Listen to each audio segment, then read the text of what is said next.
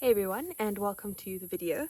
So I know I usually do a video of like something that I've been doing, cattle or hunting or the dogs or something like that, but I know YouTubers are meant to have a bunch of pre-recorded content. I'm a bit behind on that, and the last 2 weeks have been mostly rain. If you've been looking on Instagram, it's been a lot of rain and floods, so it's just been mostly mud and trying to not get stuck in the cruiser and trying to get home before the rivers flood and I can't cross in the cruiser. So there actually hasn't been too much going on to put out, so I figured that I would just do a different kind of video today, like a podcast video if you will, and tell you guys a story from when I was growing up, some of my early hunting, and we'll see if you like it or not. It might completely flop, but at least I would have put out a video. So anyways, basically many years ago, I must have been about 17, I'm trying to remember, but these details get blurred after a while. I really wanted to shoot a bush pig with my bow. So to those of you who don't know, the bush pig is basically the nocturnal version of the warthog. They don't look alike, other than you can tell they're both pigs, but a bush pig is quite yellow. It's got a white stripe along its back, very bristly hair. So there's a lot of differences, but whereas a warthog is a diurnal, as in you'll see it in the daytime animal of Africa, the bush pig is like the nocturnal pig of Africa, and they are actually serious hazards in like crop areas because they completely destroy crops because they eat them. They can be very aggressive, they're dangerous. A wounded bush pig or cornered bush pig can be quite interesting, and they're also known as the poor man's leopard because they are super clever. It is not a hunt for the faint of heart. So having told you all of that, I wanted to shoot one with my bow. I used to be a big bow hunter some years ago. Might get back into that eventually. But I used to do a lot of it. And so my target species was a bush pig. And I had this hyena bait in a river. And it rotted and got maggots. So all those little worms that come once the flesh has rotted on the bait. And the sounder is what you call a group of bush pigs, found these worms and thought it was Christmas, and so they came onto the bait essentially. So I ended up making them a carry-on bait to feed them when the worms were finished, which I made with maize, which is like a local crop that we grow here. I think some people call it corn, and you basically put it in a bucket, and I used to put like local homemade beer in there, and it would rot and swell in the beer. And then I used to put that out as bait for them. And they did quite enjoy it. Not my cup of tea, but they liked it. So anyways, the bait was on the opposite bank of this river, on the wrong side of the wind. So when you build a blind to shoot something, you want the wind to be blowing into your face. So I couldn't sit on that bank in case the wind was going to blow into my face. So I had to sit on this bank on the opposite side, but then the bait was too far. So I spent a long time, quite a few nights, just moving them down into the riverbed so they would eat at the base of the bank on the opposite side. So basically I did like a little trail and a pile of food and a little trail and a pile of food, and every night they just ate and ate and ate until they moved across to the bottom of this bank. So the bank on the other side was like super steep, like you don't want to fall off the side of it steep. So I built my blind on that bank right on the edge. It was two sides, so it only had the front and the left side, because the bush pigs were walking up and down the sandy bed of this river, because it's a sand river. Basically in the Lowerveld you have a lot of sand rivers, which are like beautiful looking rivers, but they only run when it rains. So the whole year they're just like a natural road through the bush. So the bush pigs were using this road to go to the actual Monesi River, which flows all year round, to go to the thick riverine vegetation along the Monesi, and they were living in the thick riverine vegetation along the sand river. So I didn't need all sides of the blind because they wouldn't be seeing up, so to say, because I was so high. So I did a two-sided blind, and then I set up my rheostat by this bait. So a rheostat is basically a light that hunters use that turns on slowly. So instead of like the bright flash of a spotlight, you turn a dial and the light like turns up a little bit. It's very useful, and you can also put different covers over the globes to change the light, like a green one or a red one, so it's less startling to the animal. So I used a red cover because I'd heard that worked really well. So I put up my light, I put up my blind, I had the bait in the right place. Theoretically, this should have been a very easy hunt, okay? It was not made to be a tough sort of situation. It didn't take long to get all of that together.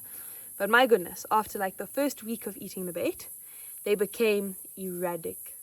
Erratic? That is the wrong word. They became erratic. So usually in the beginning, they would come in and eat every night by like 7 or 8 p.m., not long after it got dark. That only lasted the week it took me to move them and to get the lights and everything sorted up. After that, it was a complete mess. One night they would come at 3 in the morning, one night they'd come at 8, another time at 12, another time at 10. So I would sit, and then instead of sitting the whole night, I'd sit till like 12 or 10, and then I'd go home. And the next day on my trail camera, I had missed them. And I didn't want to sit a whole night because it was still a bit early in my hunting career, and I was like a bit nervous of the dark. And where we were was not far from an area that has lions, and I had these nightmares of having a lion come in and I'm in a blind on the ground, and I didn't want to get eaten by a lion because I was still quite nervous.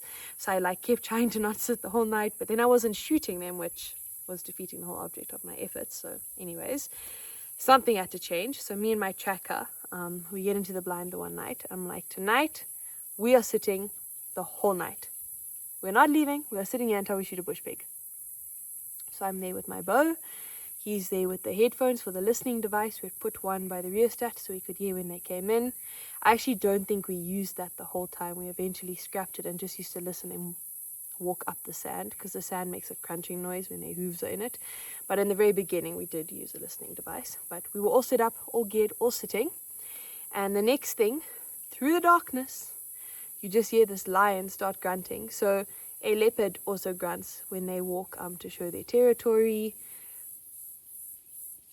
And there's a few reasons for it, but mainly the big males will walk to show their territory, that this is their space, and the females will do it, I've heard it said, if you ask different people's opinions, so males know they're around. Lots of different reasons depending who you ask, but leopards will often walk at night and do this, like, I don't know actually how to explain it, like a cross between a roar and a grunt and a growl, like if there was a hybrid of those three. And lions do the same thing, just to make their presence known. It's a territorial action. So the one night we are sitting, this night we have sworn to sit until we shoot a pig, and the next thing this lion starts this grunting nearby, easily within a K, way too close for my comfort. So between us and this area with the lions, there is a game fence, which you would think would make me feel safe, but the fence was not totally secure. That's how the bush pigs were crossing in and out underneath it to go to the Monezi River. Hyenas crossed in and out underneath it all the time. So I was like, well, if pigs and hyenas can do it, I'm very sure a lion can. And I promptly packed myself up and went home where it was safe, which makes me sound like a baby.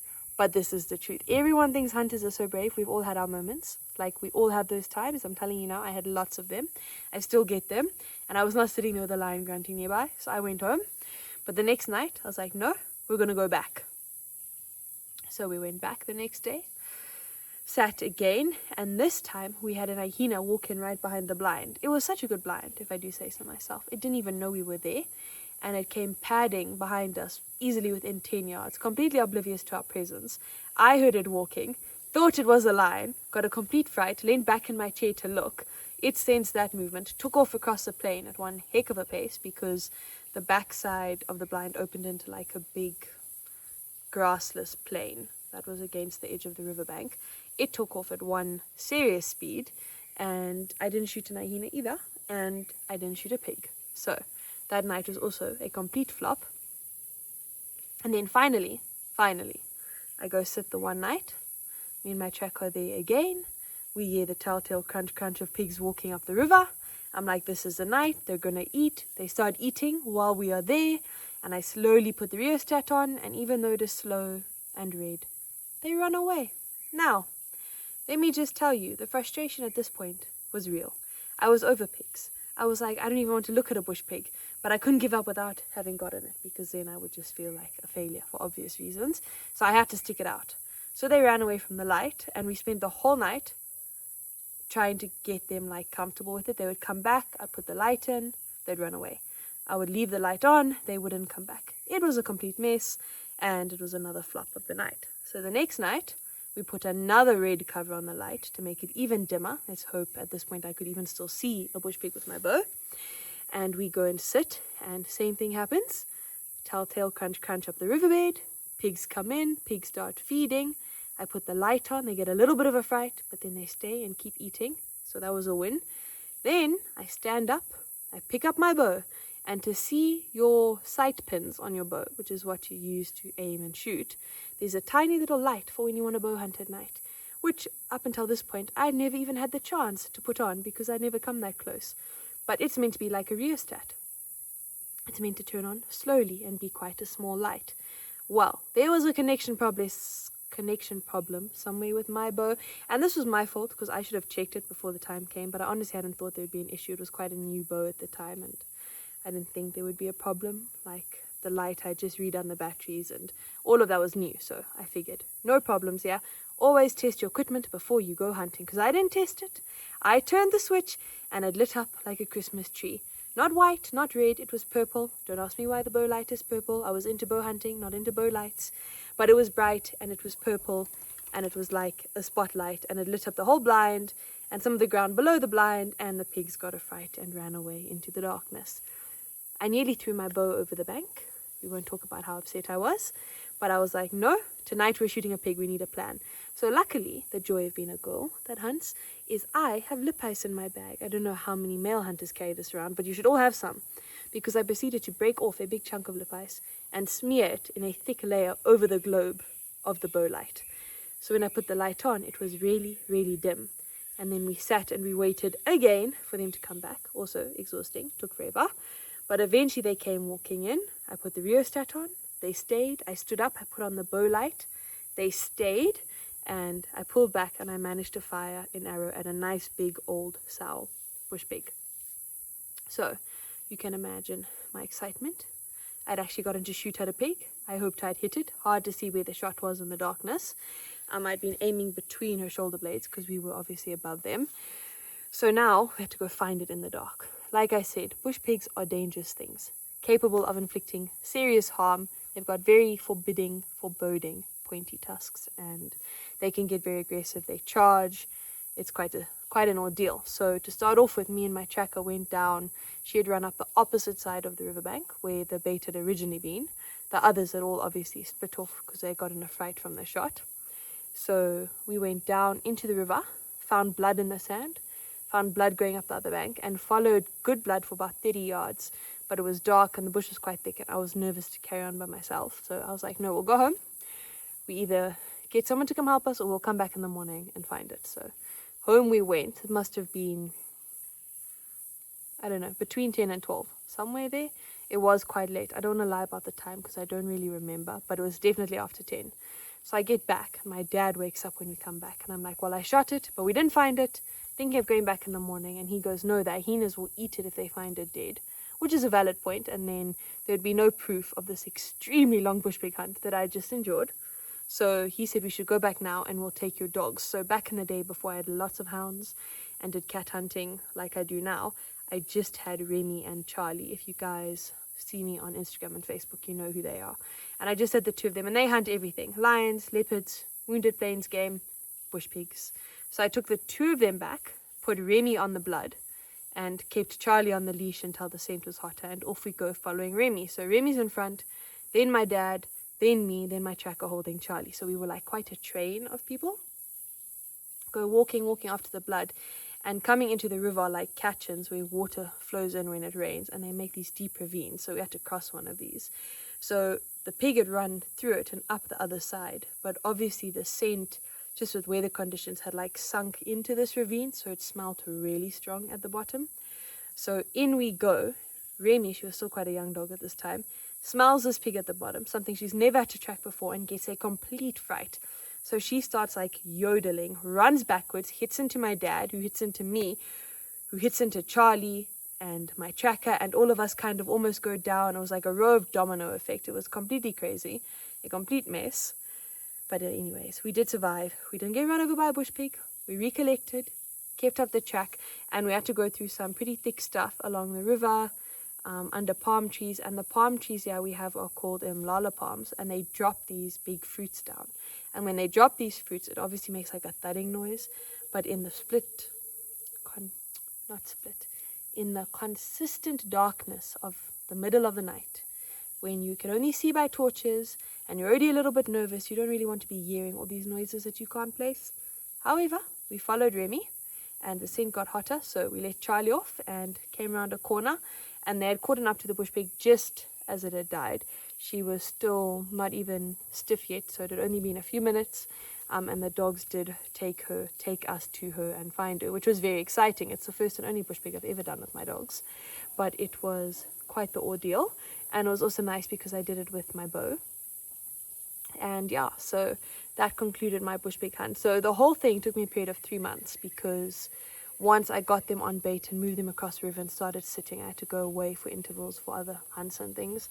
It was quite a busy time, but altogether I think it took 6 nights of sitting, one with a lion, one with a hyena, quite a lot with bush pigs that ran away from the light, other nights when they didn't even come at the right time. So the whole thing was kind of chaos, but it was a lot of fun, and we did eventually get it, and the dogs did do it. But yeah, they don't call it the poor man's leopard for nothing. It was a bunch of clever pigs, and I've actually never hunted one since then with my bow, so that might be worth looking into to do at some point. Anyways, that is the story for the day. I hope you guys enjoyed it. Please don't forget to like and subscribe to the channel, and check out the description for the links to all my other social media pages. And if you liked this as a storytime version, just let me know in the comments, and then maybe I'll do some more. Bye. Oh, and before I forget, this story is actually published in the African Hunting Gazette. They're a really great magazine. You guys should go check them out, and maybe you will get to the edition where the bush pig story that I just told you is in.